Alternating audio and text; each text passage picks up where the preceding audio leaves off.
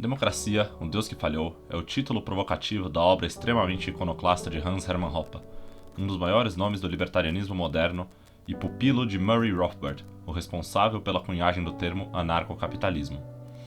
Em seu estilo tradicionalmente radical, Hoppe nos apresenta uma tese segundo a qual deveríamos interpretar a democracia como tendendo para uma forma pública de governo, enquanto a monarquia deve ser entendida como tendendo para uma forma privada de governo.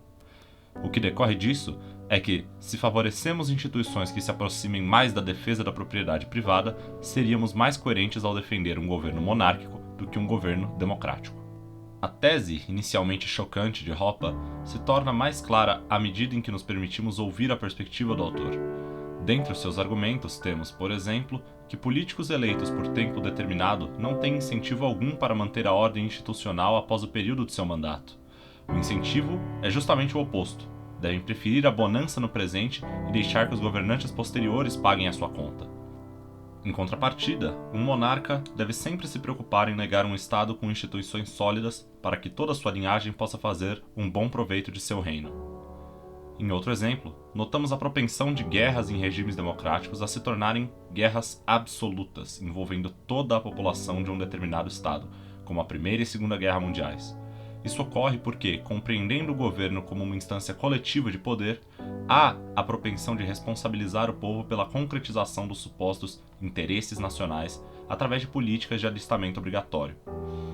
Em contraposição com a democracia, nas monarquias as guerras não são compreendidas como uma forma de defender o interesse coletivo, mas sim como empreitadas individuais de interesse exclusivo do monarca.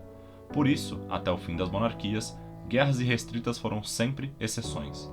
Normalmente, o rei contava com um exército privado de soldados treinados e assalariados que lutava com outro exército privado de soldados treinados e assalariados, o que, diga-se de passagem, incentivava a utilização prudente de homens em batalha, pois todo homem morto é um prejuízo que não se pode recuperar simplesmente indo até o vilarejo mais próximo e sequestrando um outro jovem para lutar em seu lugar.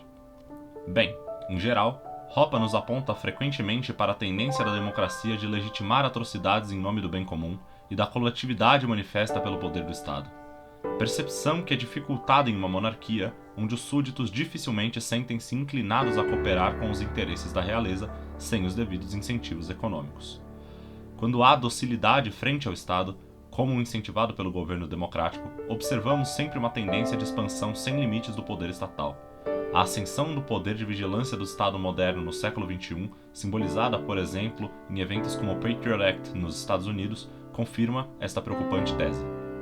No prefácio à edição brasileira da obra, a democracia é descrita como uma forma branda e especialmente insidiosa de comunismo, e que o livro apresenta uma rigorosa defesa da instituição e da propriedade privada, demonstrando que ela é uma condição necessária para a paz e prosperidade duradouras.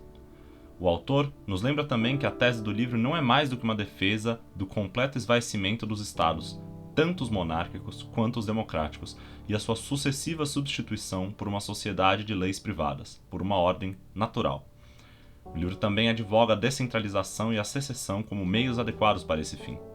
Em suma, o livro mergulha em uma visão revisionista e aversa ao oficialismo no campo da história.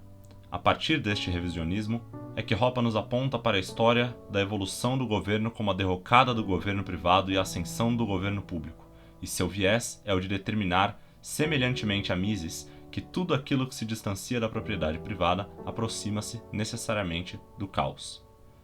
Lendo Democracia, o Deus que falhou, somos, no mínimo, provocados a nos perguntar se os avanços sociais de nosso tempo ocorreram por conta da democracia ou então se não ocorreram apesar da democracia.